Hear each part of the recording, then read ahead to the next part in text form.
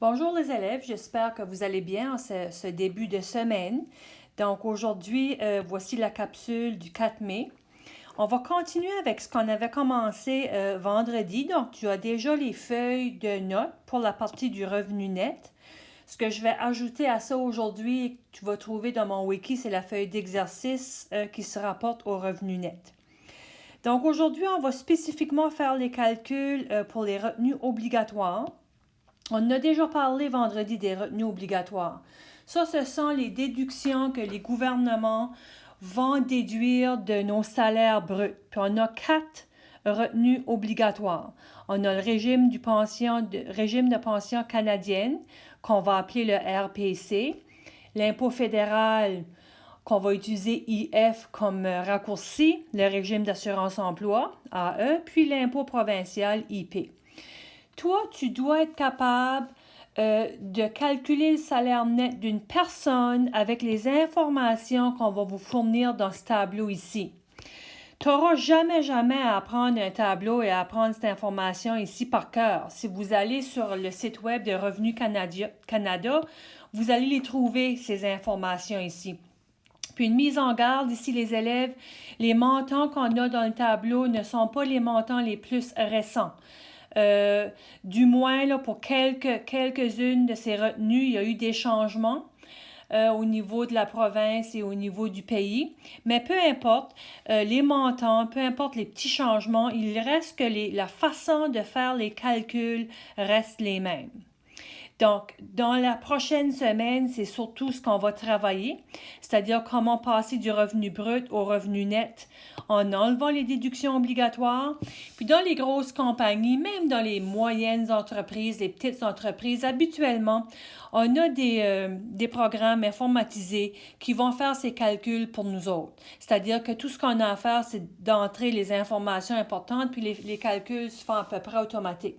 Mais ça fait quand même partie du programme d'études, c'est-à-dire de savoir comment utiliser ce tableau, puis comment est-ce que les calculs se font.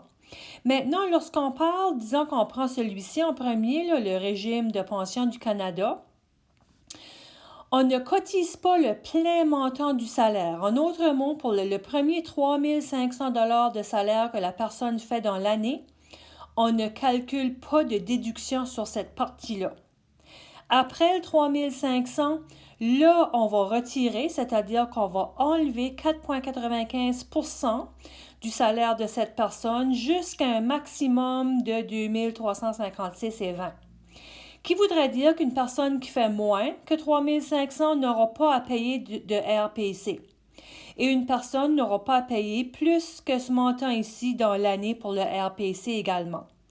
Pour ce qui est de l'impôt, je vais passer à l'assurance emploi ici. L'assurance emploi, on cotise au complet le salaire. OK? Il n'y a pas d'exemption. Il n'y a pas de, par exemple, là, qu'on ne va pas enlever un certain pourcentage pour un certain montant. Donc, pour ce qui est de l'AE, on cotise au complet. C'est 1,88 % du revenu de la personne pour un maximum de 891 écus pour l'année.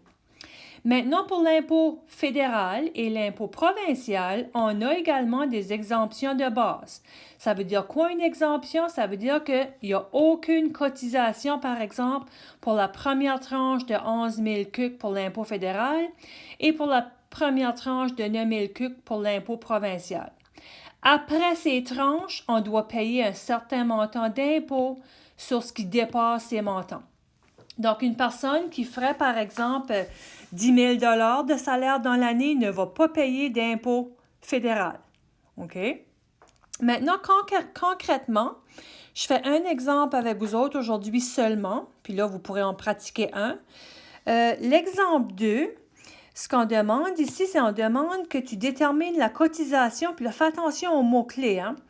Détermine la cotisation annuelle. Moi, habituellement, je calcule toujours pour l'année de toute façon. Puis par après, je fais les changements selon si on veut notre réponse au mois ou à la semaine, par exemple. Donc ici, on veut la cotisation annuelle de RPC. Donc, si je veux juste qu'on calcule le montant que la personne doit contribuer au RPC, j'ai seulement besoin d'aller voir dans cette case ici là, que j'ai mis en rouge comme je l'ai faite là. Donc, moi, je veux savoir combien que ces personnes vont payer à l'année pour le RPC. Puis à la A, on te dit que Benoît, il gagne un salaire hebdomadaire. Voyez-vous, là, je parle de la semaine, tandis que moi, je veux savoir combien il va payer dans l'année. Il gagne 475 $ à chaque semaine. La première chose que je dois faire, c'est de faire le changement à l'année. Donc, j'ai pris 475 $ par semaine. Je vais le multiplier par 52 parce qu'on a 52 semaines dans l'année. Et voici son salaire brut dans l'année. OK? Ça, c'est son salaire brut dans l'année. Sur son salaire brut, je veux savoir combien il va payer en RPC. Donc, si on retourne à la colonne du RPC, vous voyez ici en vert, on dit qu'on ne cotise pas sur le premier 3 500 $ que la personne gagne. Donc, c'est pour cette raison-là que je vais enlever le 3 500 parce que je ne paye pas du RPC sur le plein 24 700. J'en paye pas sur le premier 3 500, donc je dois l'enlever. Ça va vouloir dire que je devrais payer du RPC sur 21 200 $.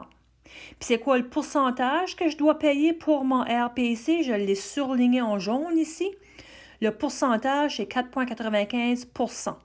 Donc, je prends mon montant, je le multiplie par 4,95 %, donc je divise le 4,95 % et je le multiplie par ça. Et voici le montant que je devrais payer pour l'année en RPC. Si je t'avais demandé pour la semaine, ben là, tu prendrais ce montant puis tu diviserais par 52. Si je le voulais pour le mois, tu le prendrais le montant et tu le diviserais par 12. OK? Pour la B, c'est encore selon le RPC. Je veux savoir qu'est-ce qu'il va payer pour l'année. Là, tu auras un peu plus de calcul parce que je te dis que Paul il est payé ça par heure pour 40 heures par semaine. Donc, si je fais 15 et 50 fois 40, ça va me donner son montant d'argent pour la semaine. Je multiplie par 52, ça me donne son salaire pour l'année. OK? Donc, le 32 240, c'est son salaire brut pour l'année. Moi, je veux savoir, je paye combien de RPC sur cette somme-là. Il ne faut pas oublier que le RPC, on n'enlève rien sur le premier 3 500. Donc, je l'ai soustrait ici. J'ai soustrait le 3 500. Je vais monter un peu. Donc, on a soustrait le 3 500, qui va vouloir dire qu'il va falloir calculer le montant du RPC sur le 28 740 $. Je multiplie par le pourcentage, qui est 4,95 %. Et quand tu multiplies ça, ça va te donner un montant en RPC de 1 422,63 $. OK? Maintenant, fais attention à ceci. Fais attention juste ici, où est-ce que je te dis que la cotisation maximale pour le RPC est de 2 356,20 $. Assure-toi que lorsque tu arrives à tes réponses pour le RPC, que tu vérifies que le montant que la personne va payer pour l'année n'est pas plus élevé que le 2 356,20 $. Disons que tu avais fait un calcul, puis là, j'invente, là. Disons qu'on fait un calcul, puis on arrive que la personne devrait payer 2 730 $ par année en RPC. OK? Disons que c'est ça qu'on calcule. Mais toi, tu sais que selon ton tableau, la personne peut juste payer un maximum. Donc ça voudrait dire que la personne ne va pas payer 2 730 $. Elle va payer le montant maximal de 2 356,20 $ pour l'année.